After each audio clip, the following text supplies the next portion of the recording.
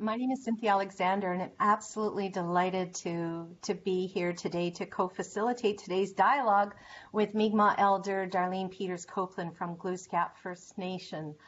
Darlene is someone with whom I've worked for well over a decade, with whom I've collaborated deeply, and who is a really close and dear friend. And so I'm really absolutely delighted that she was able to make time and co-facilitate today's session.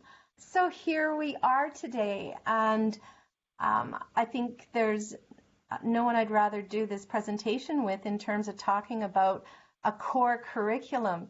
You may remember that Darlene and I together offered a 7 Sacred Teachings yoga 8-week series for the Maple League when the COVID outbreak started and we were all in quarantine.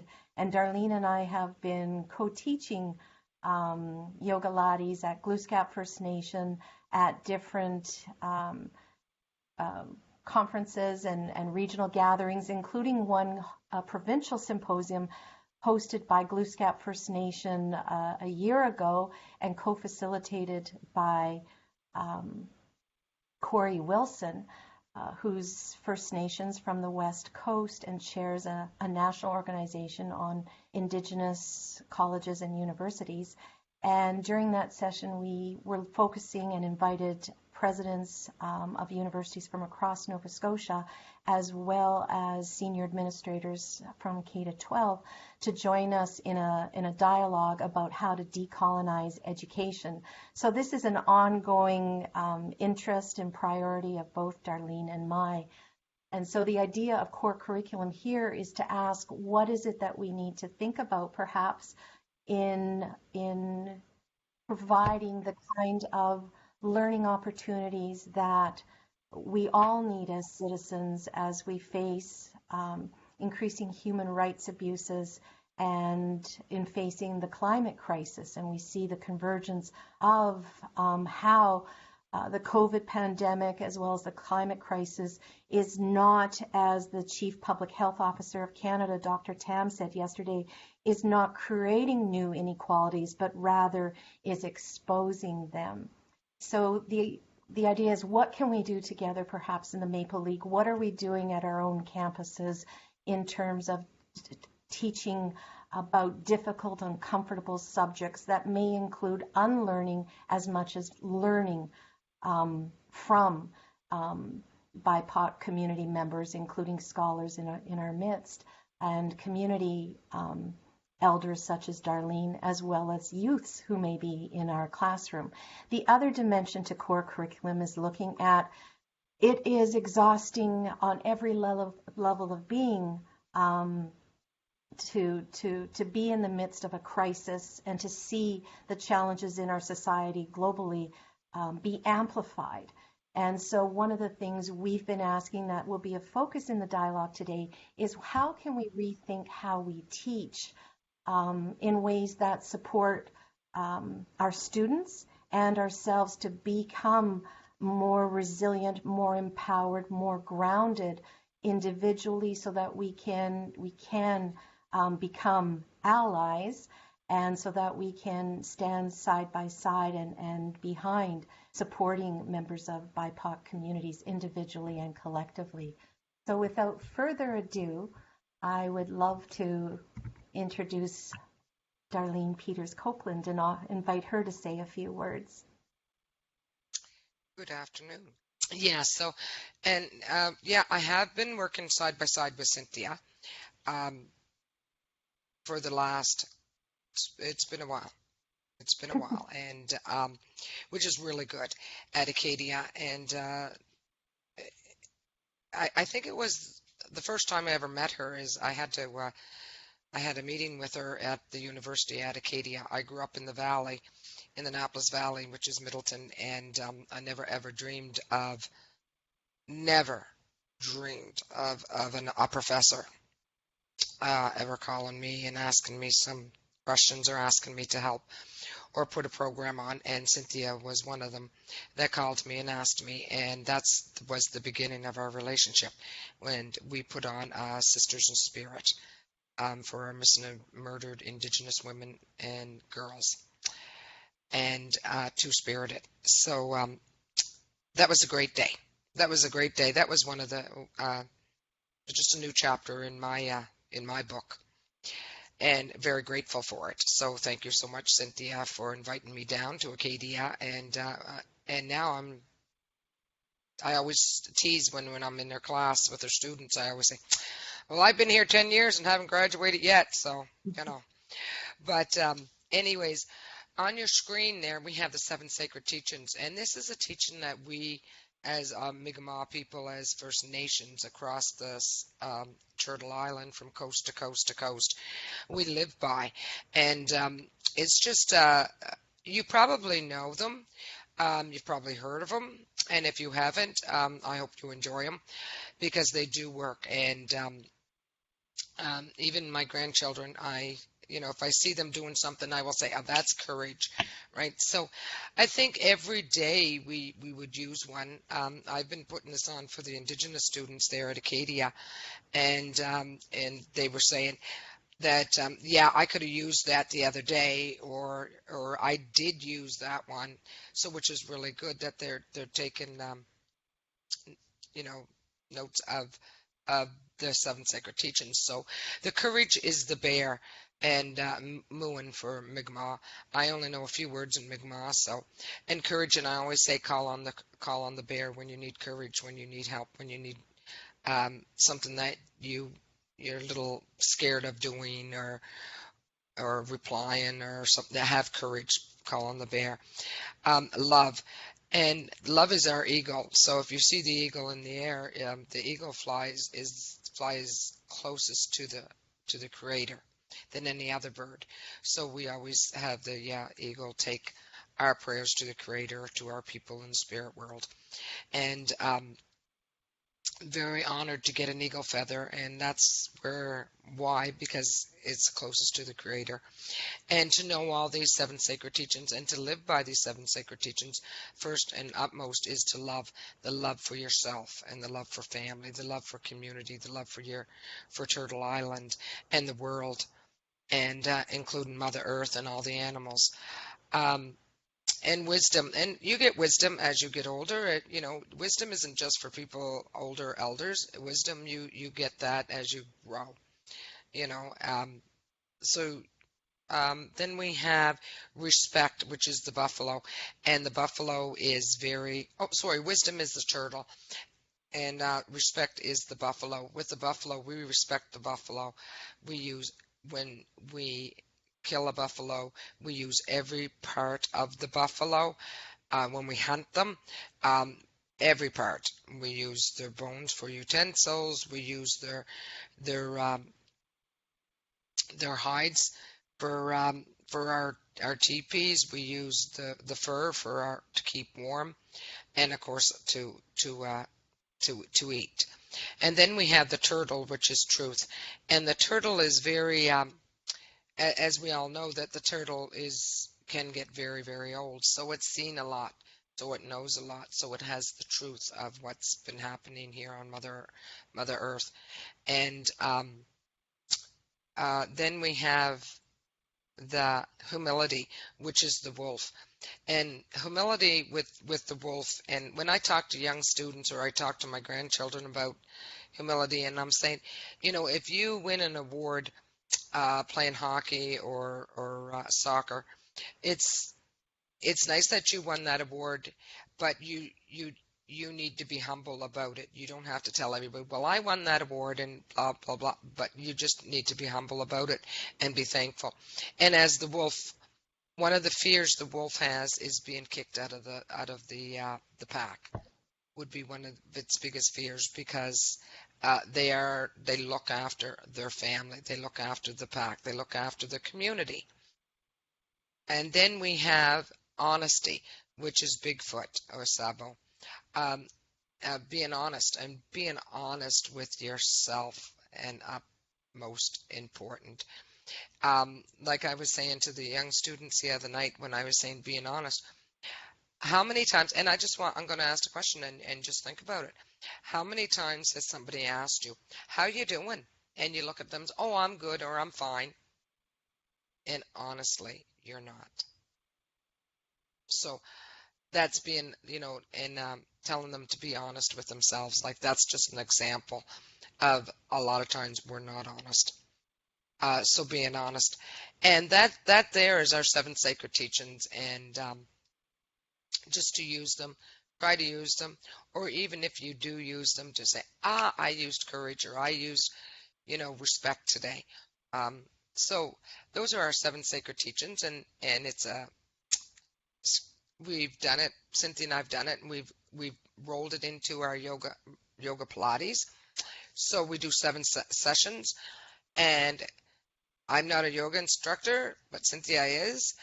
I try my best with it, but I talk about one of the teachings when we do the yoga Pilates, which is it went over very well, very well. So thank you.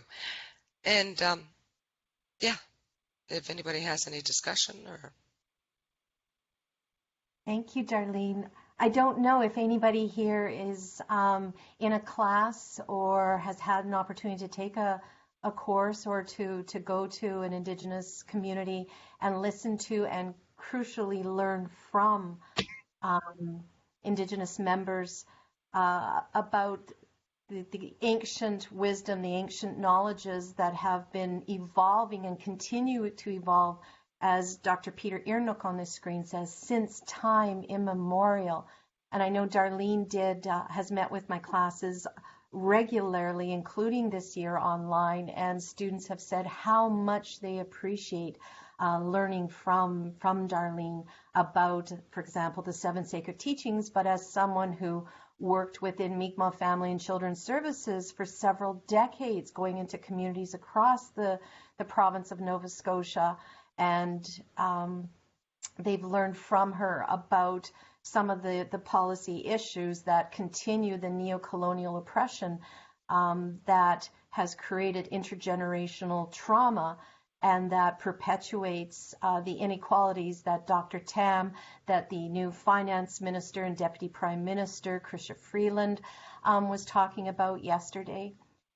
I think one of the things we might remember, and Darlene, please jump in, any of you, please jump in at any time, just raise your hand, but we might remember that Senator Murray Sinclair, when he served as the chair of the National Truth and Reconciliation Commission, said in the final report unequivocally that education has been part of the problem at all levels that has led to the persistence of systemic discrimination within our society. And one of the things that he and the final report say is that education needs to become part of the problem.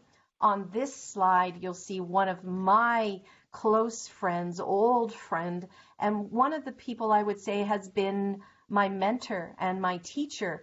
I may have got my PhD in 1987 from Queen's, but I really don't feel I earned it until this century, until the past 20-some years, when I have had the opportunity to go up to the Arctic and listen and learn with Dr. Peter Earnock, who received an honorary degree from Acadia, and also to listen and learn to Mi'kmaq elders, whether it's Doug Knockwood, Dr. Doug Knockwood, Dr. Elsie Charles Basque, Dr. Don Julian, and any number of community members and youth like Darlene's granddaughter, Lily Beth, who's only 10 years old, 11 now, I think, and with whom my students worked this last winter in trying to amplify her voice locally and globally as a young climate activist who's drawing on the legacy of her ancestors, including what her grandmother, Darlene, right here,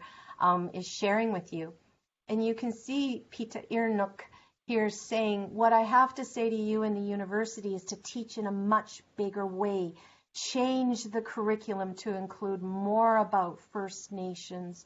I tell you, this is the last generation to say, I was born in an igloo. And Peter has come to Acadia University at my invitation for at least 10 times, including most recently just a couple years ago. And he reminded everybody that Inuit have governed themselves since time immemorial. So teaching in the Department of Politics and in the Department of Politics, what can we learn from, how can we amplify Darlene's voice, Pita's voice, Darlene's brother's voice, Chief Sid Peter, the voice of her sister, who's the president of the Native Women's Association of Canada, Lorraine Whitman. We have so many people around us who have so much to offer, and I think the key is, and here I'm not doing it, first I called myself to Darlene the other day Settler Cynthia, because we're identifying ourselves as settler scholars, and it came out Settler Cynthia, and I thought she was going to use that already today. How can we amplify those voices? And that's what students in each of my classes is doing right now. And that's a nice segue, I think, for Olivia Stevenson, who's in one of my courses this term, who's also a yoga instructor. And we've been co-creating a whole new way of learning, including using mindfulness practices as we grapple with some of the most difficult, traumatic, agonizing human rights abuses right in our own backyard. And so throughout each class virtually, we take time for these pauses, and we'll talk more about it after Olivia introduces us to a meditative pause. Perfect. Thank you so much, Cynthia. So hi, everyone. My name's Olivia. I am a certified yoga instructor. So one of the few things that I actually do kind of know what I'm doing sometimes, but I'm always willing to grow and work on. So today I'm just going to take you through our first small guided pause, just to kind of all put us into the right mindset and idea of everything that we'll be learning today, and to just kind of check in with ourselves. So wherever you are, whether it be seated or standing or lying down, just find a comfortable position and just let your body relax and rest down into where you're seated or where you are today. With your feet maybe on the floor, feeling your body connect with everywhere that it's touching. And just taking a few deep breaths here. In through the nose, out through the mouth.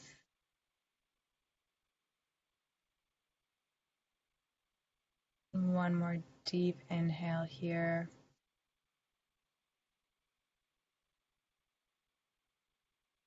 Starting at our feet, let's just bring all of that awareness and attention down to our toes.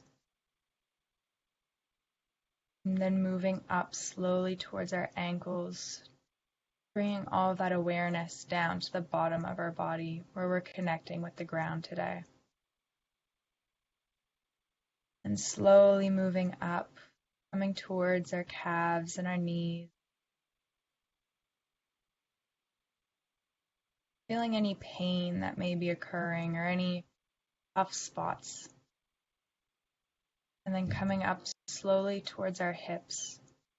Feeling our sit bones planted down into a chair if we're seated on one. Feeling that strength and all of that energy. Slowly moving up through the spine, maybe lengthening through the back a little bit. And feeling that engagement in our core. Pausing here just to take a breath. Letting all of that weight sink down into our sit bones, into our belly. Feeding that fire just a little bit. As we move up through the spine, rolling those shoulders back, opening up through that chest. Getting ready for our heart to accept some of these new learnings and teachings that we will be on today. Down towards our fingertips, feeling all of that energy, everything that we touch or may be touching. And then up through the palms of our hands into our elbows. And feeling all of that power slowly moving up through our neck, into our head. Letting that tongue fall away from the roof of the mouth. And lastly, bringing all of that attention to our third eye that's placed right in between our eyebrows. Here you may feel a little bit more of an energy, maybe a tingling feeling. And just pause for a moment here, taking a few more deep breaths, just becoming connected with yourself, preparing for everything in the next hour.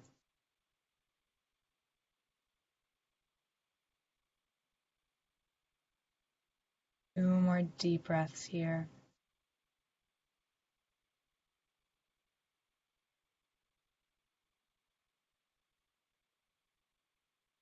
On our next exhale, let's just take a peaceful sigh out the mouth. Be audible if you'd like.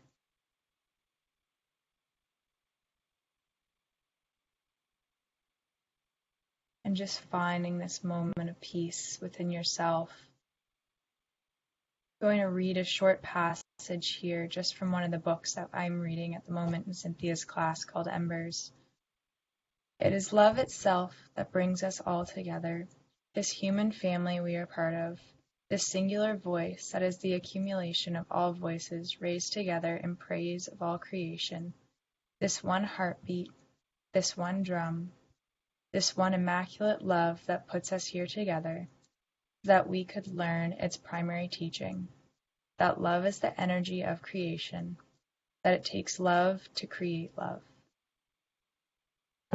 So just taking one more inhale here, one more pause, one more moment to connect with yourself, and then in your own time, slowly becoming a bit more aware of the present, and then getting ready for the next parts of this amazing presentation. Thank you, Olivia.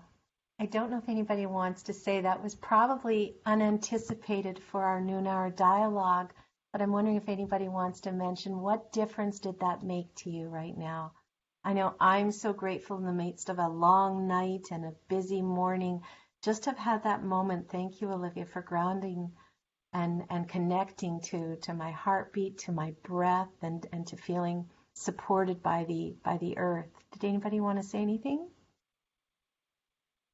I know we've got a couple students in class, and Olivia, at any point, or Jenna, if you want to share what difference this makes in a classroom. It felt quite risky, A, teaching online, and then B, saying, hey, we're going to teach differently. We're going to learn and co-create a new learning environment, and adding these pauses right at the beginning and at different points during our class time has made a positive difference, I think, and anybody's welcome to speak up, but A, in connecting us in our virtual circle that Darlene's been a part of as well.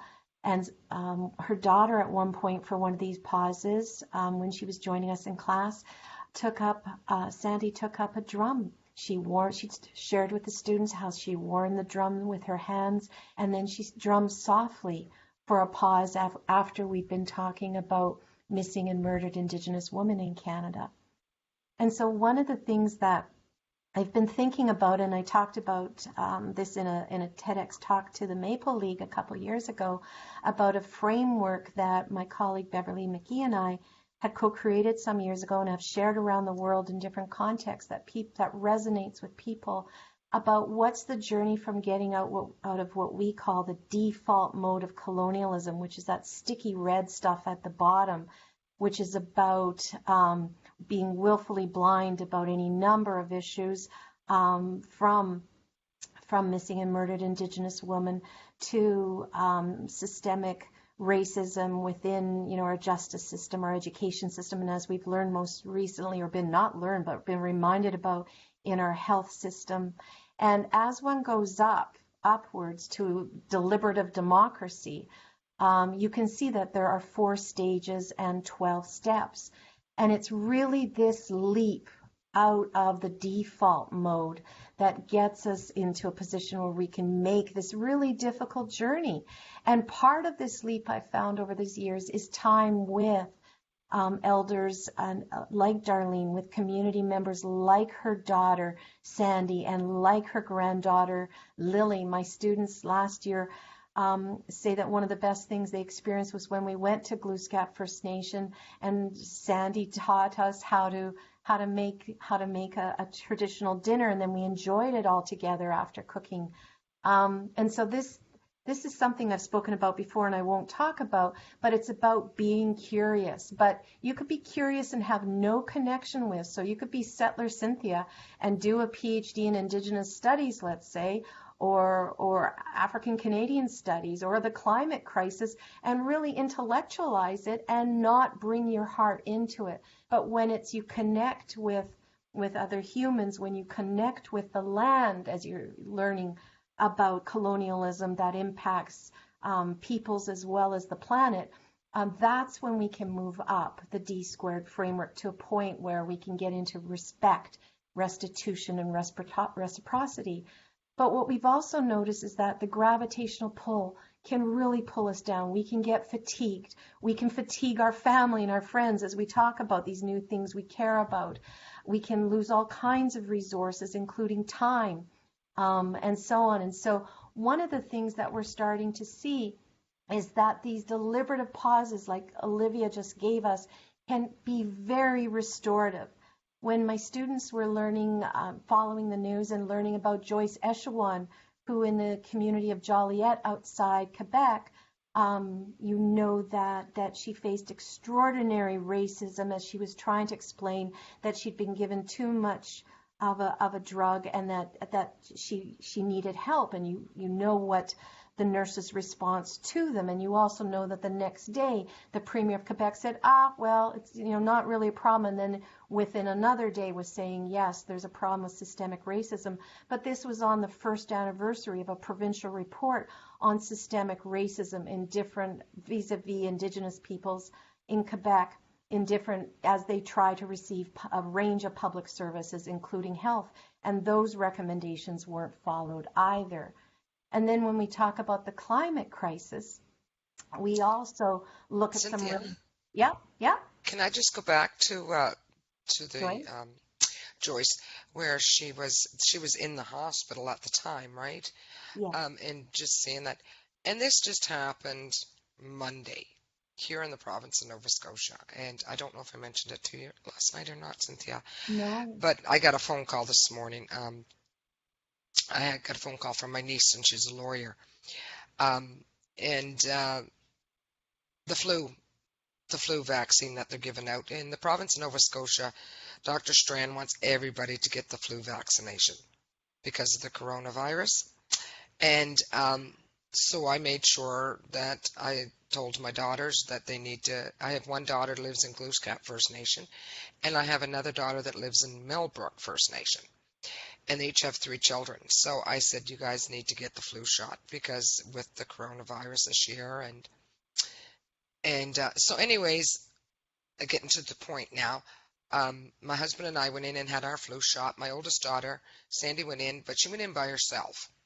And her husband took the 3 children in because she's a bit timid of it and she didn't want her children to see her. So she went in and then she come out and they went in. And then she got a phone call that night, Monday night. And I can't believe this is happening today, that she was 1 out of 7 that got the needle for the virus or for the flu, and it was outdated. Now, I said, how can that happen? How can you get a flu, the virus, the vial, and have it outdated? So who's responsible for this? To me. Now, she said, Mom, I'm too scared to Google it. So my niece, she said she Googled it, and what it said was that, it probably won't be as effective, and then definitely do not take it after that date. Like if it was due November 15th, it's okay till November 30th, but don't take one of those vaccines if it's outdated. And I'm just thinking, how did that happen? And how many more are out there? Was it a coincidence that it went to a First Nation community? I know I complained a lot a couple of years ago because all our condoms in our bathrooms in our health center were all outdated. So I just wanted to bring that up, why we have Joyce there, because it's under the health, and I thought that I would just say that. Like my niece, she says, I don't know how this happened. She's mad and she's upset. And it needs to be, somebody needs to answer to this. Who signed for that Was it the nurse in our community? Was it the health director? Or did they just send them out and said, this is what you're getting from the health authority in Nova Scotia? And I said, absolutely. There needs to be some answers. Because if we get it, how many other vials of this vaccine is outdated? So that was just, I just needed to say that because it was in the health area. I think that's so key, Darlene, that you raised that this happens at all levels within the healthcare system, for example, and it isn't a one of, you're reminding me that during the H1N1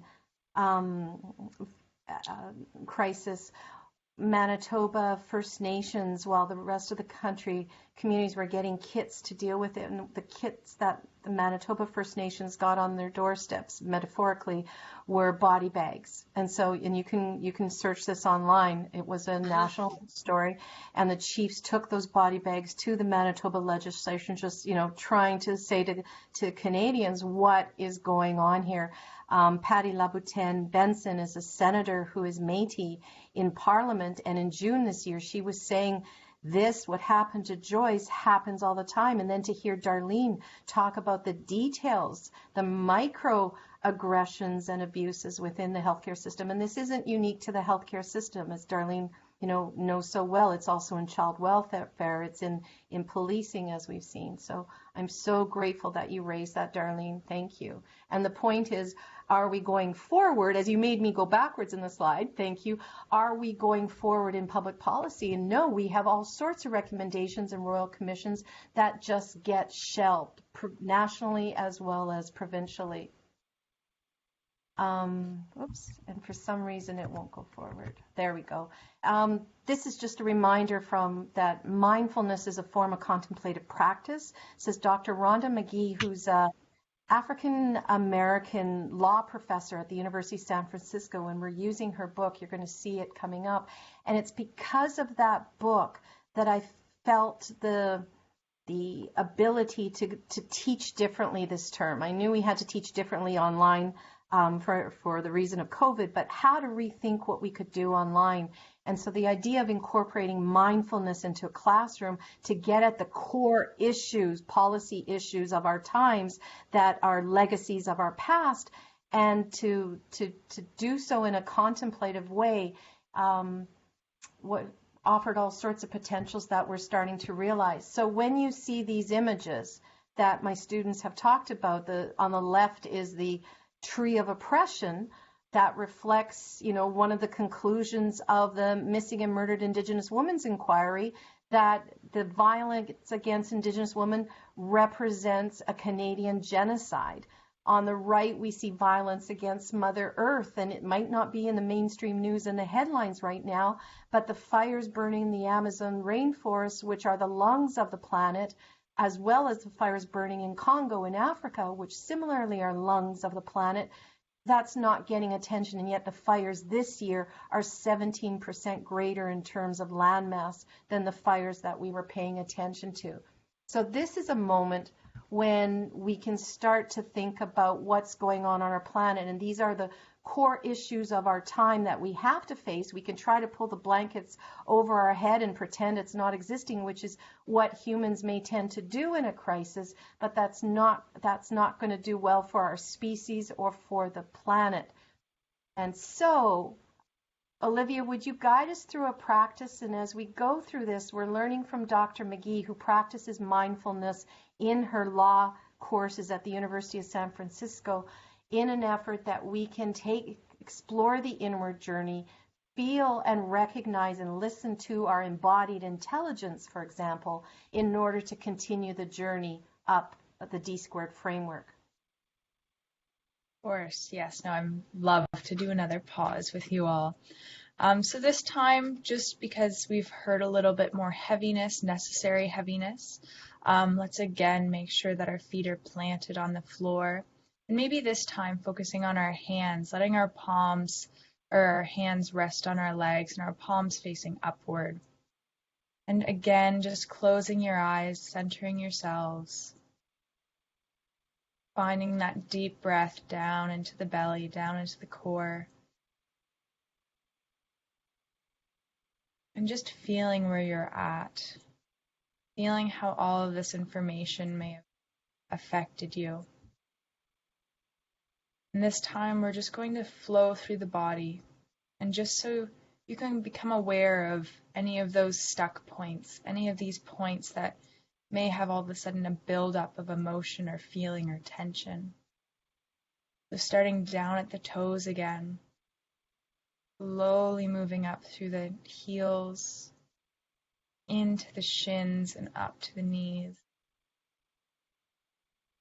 In, down through the legs. And taking a moment here at the hips. Just feeling that flow of energy, feeling if there's any spots of tension, of anger or resentment or any of those emotions whatsoever. And just pausing here. Now sinking a little bit deeper down into the hips, down into those sit bones. Becoming more aware of where we are right now in the present. And moving up through the belly. Into the chest. Again, rolling those shoulders back. Opening your heart up to this knowledge, to this information. Pausing here. Taking a deep breath. Feeling your heart, feeling where all of this may lie within you. And then let's move down into where those palms are facing up. Feeling as though we're holding on to something. Maybe holding on to all this information that we've just been taught or been shared with. And moving through the arms up towards the shoulders. Letting the shoulders drop, falling away from the ears. And then once again, moving up to that third eye. Place where we're storing or, obtaining all of this knowledge. Pausing here. Taking 3 deep breaths.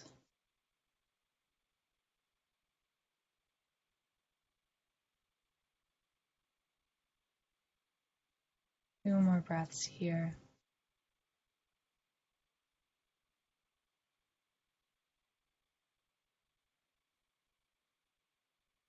And this last breath, create that audible sigh at the end. Not necessarily letting go of anything, but relaxing and coming to terms with this emotion, with this tension that we may be feeling.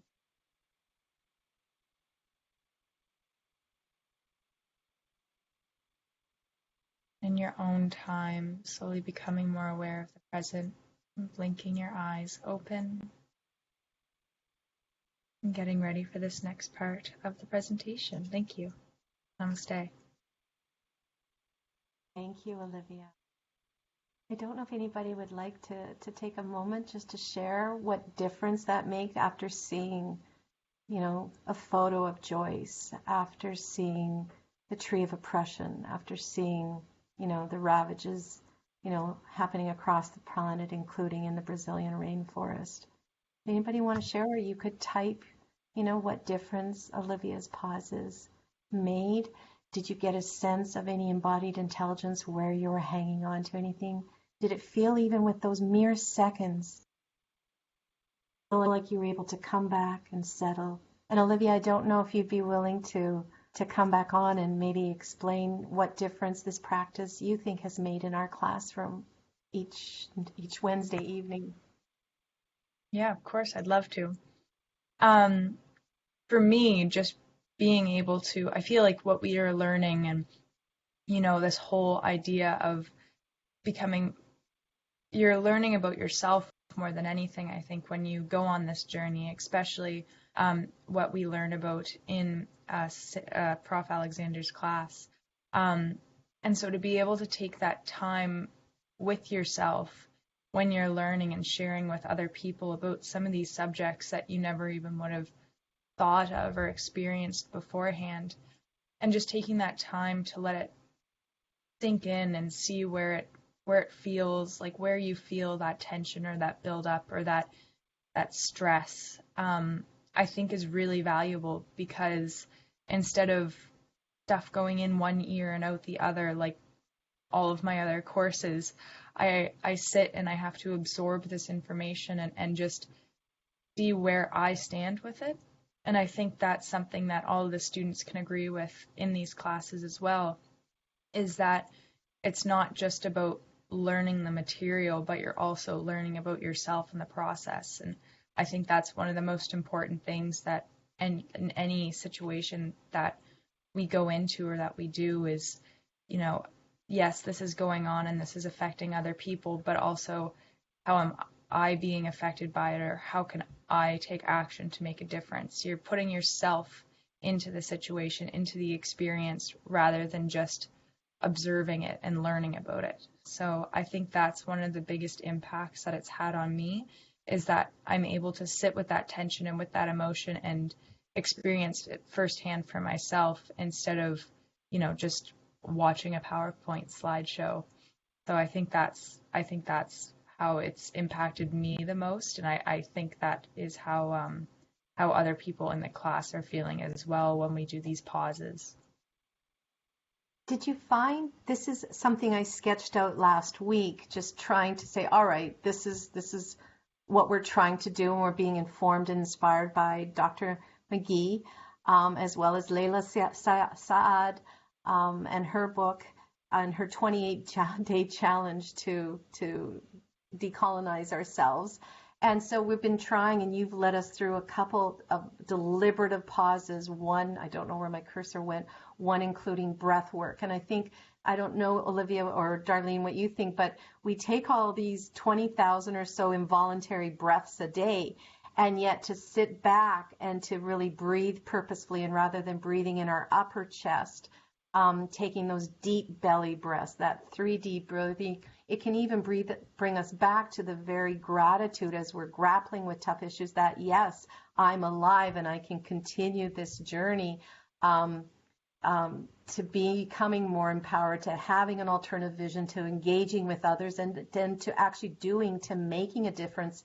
And in this journey, using these different mindfulness practices to respond to what you're learning in the classroom rather than reacting. Does this seem like a good sketch of what's going on? Do you think anything's missing? To me personally, it's exactly, I think, what it shows the perfect visual picture of what we're trying to experience, and how, these pauses and, this breath work is leading to that embodied intelligence, which is leading to that self-reflection, which in turn is helping us act upon those things. And I think, as you mentioned, Cynthia, it's really about taking a moment to sit back and see where you sit with everything, instead of just constantly reacting the second that we experience something. And that's something that I feel like we've been trained to do as a society, is the second that we see something that we don't agree with, is to immediately respond to it, instead of just taking a moment to sit back and say, okay, like, this is where I'm at, and this is what's going to happen, instead of that aggression that always seems to come with that immediate response. Thank you, Olivia. Thank Darlene, you. No, truly. Darlene, given what, your profession in the last 20 years, often responding to crisis situations, both professionally and as an individual and good neighbor, what do you think about these pauses, and perhaps even how they relate to traditional Mi'kmaq ways, such as talking circles, or in Japanese, there's the concept of forest bathing, but taking those walks. What have you found? You've been in so many of my classrooms over the last 10, 15 years. Do you find that this practice seems to be something that is helpful to maintain one's interest in and ability to decolonize oneself? And I think you had talked about internalized colonialism at one point too. Yeah, and I don't know. Cynthia and I talk so much. I just sometimes forget what what I've said or what. But I think these pauses are really good. It's it's going back to our seven sacred teachings as a pause, right? Just the respect of our bodies, right? And the respect to it be able to take everything in that we've been hearing or that we see. And I know it's to relax and breathe. And I'm thinking a lot of times that's the time that you can think clearly. So you'll be able to understand.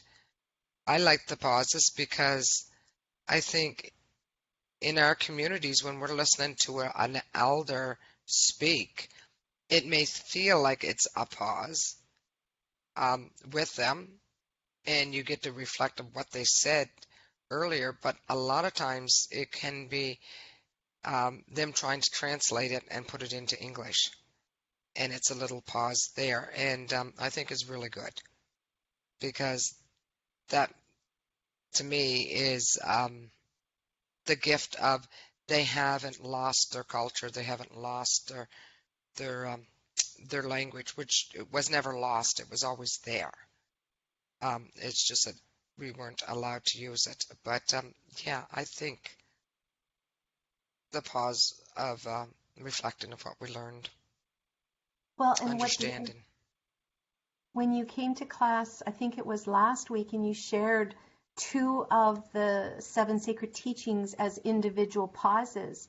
That was, another way of sharing, drawing on the oral tradition and sharing teaching stories, right? Which are mindfulness contemplative practices. And the students felt that when you did that as a pause, that was really an opportunity to recenter, reflect, and reconnect with something that all of humanity has in common, right? Storytelling and sharing the traditions of ancestors.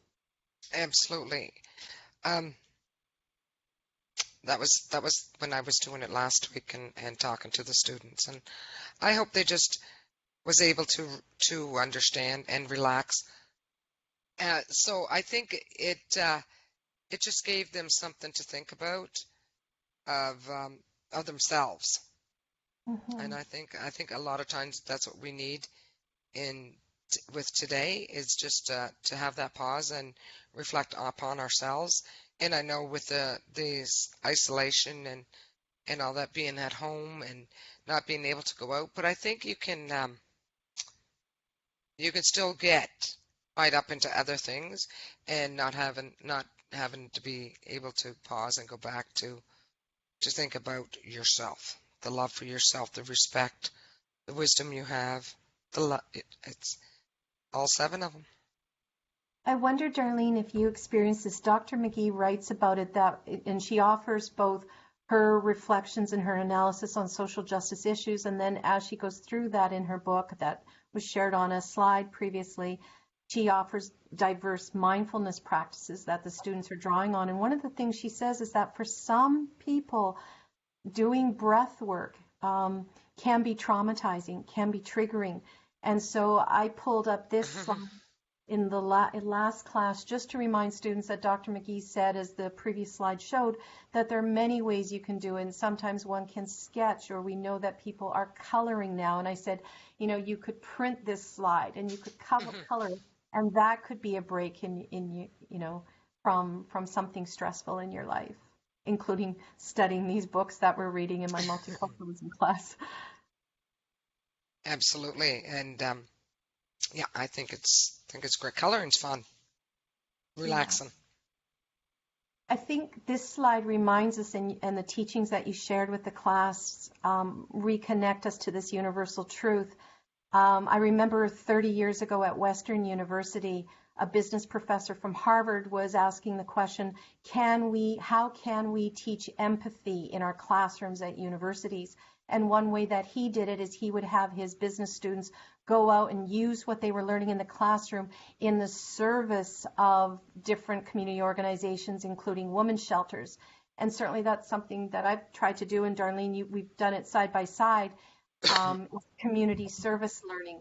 And so I think this journey on the default squared, when you look at that journey up, it's about providing learning opportunities to learn about ourselves, but also to learn how to engage with each others. And that's getting, as you said, Darlene, really tough in an era of COVID. But what this slide shows is that specific communities are gathering together online to draw on meditative practices, including active ones like yoga, to keep the energy flowing, to keep the connectedness, and to keep the strength to keep fighting a battle that isn't a year old or 10 years old, but hundreds of years old. So this is a beautiful word in Mi'kmaq. Darlene, did you want to share it? Okay, Darlene? Cynthia. Is it Wilaleok? Yeah. So it's thanking for more than just one or two people. From two people to more than one or two people. And a lot of our words, Cynthia does this to me, and I'm not fluent in Mi'kmaq. I know a few words. I can understand a little bit more. But like I told Cynthia, a lot of times our language is like one word will mean like almost a sentence, like jigalasi. When I tell my grandchildren jigalasi, it means go away, right? Or jague, which means come to me. So so a lot of our words is one word, but it means almost like a sentence. Thank you, Darlene. I don't know. I hope people have had a chance. I can't see the chat room. I hope you've had a chance to share your reflections on what you've experienced.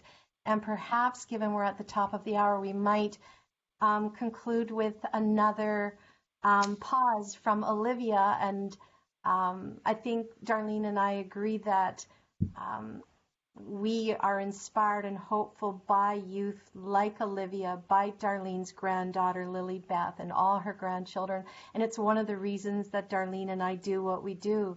So I don't know, Darlene, that's my final word. Darlene, I don't know if you have a final word before Olivia's last pause. Oh, yeah. I would like to thank Cynthia for letting me join in today. It was great. I'm looking at this pause. I'm looking at this picture.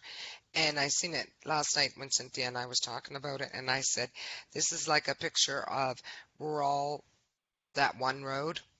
And then we all go our little separate ways. But I'm figuring at the end of this road, the end of these roads, they all go back to that one road to begin. And thank you, everybody. And thank you for the for getting me back to breathing again, because I needed that. But I have to go sit over there on the floor and nobody can see me. So I'm still with you. So thank you. Well, Alan. Alrighty. Olivia, it's you offer the last word, please. Oh, thank you so much. All right. So once again, let's just find that comfortable seated position. Or maybe wherever we are feeling like we're at today, maybe we need to stand or maybe lie down. Making sure that our body, at least one point, is grounded on the floor, or on the earth beneath us.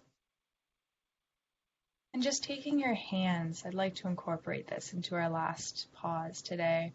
Let's just place those over our heart or over our chest. And just taking a few deep breaths. Feeling that when we're breathing in, how our hands move away from our body. And exhaling, everything is pulled closer together. Taking a moment here just to breathe like this, to feel that life enter and exit us. Feeling that with each new breath comes some newness. With each exhale, we're letting some things go.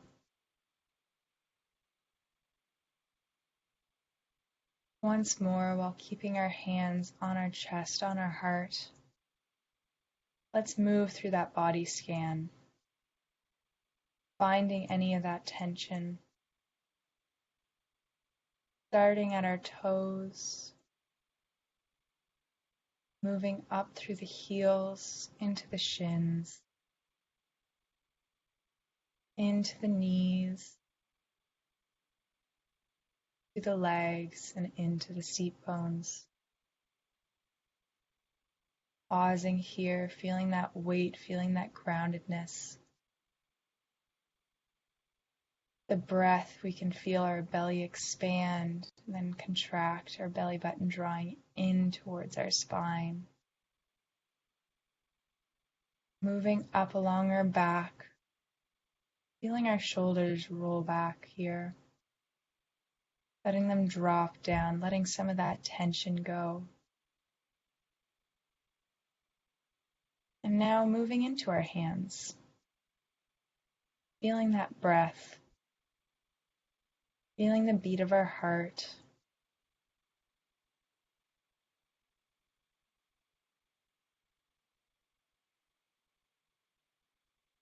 And with this, I invite you afterwards, after the end of our class, to use your hands and to go along your body and place them on any part that you're feeling some tension or discomfort. And use that a way as healing, a way to come to terms with the fact that maybe you are holding a bit of tension in certain spots and that that's okay. And finally moving up into the head, letting that tongue fall away from the roof of the mouth. Coming to that third eye. Letting your thoughts go quiet here. Letting everything disappear just for a few moments. 3 deep breaths.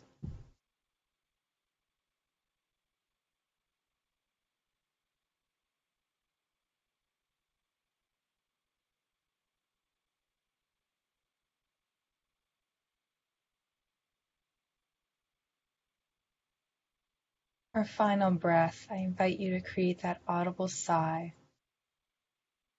Not letting anything necessarily go, but just becoming okay with where you're at.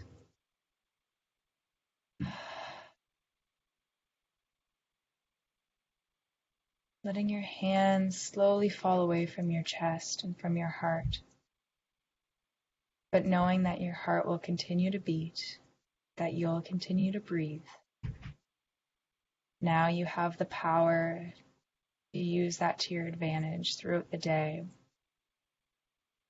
One more moment here, just to sit with yourself, reflect on everything that's occurred in the past hour, and slowly coming back to the present.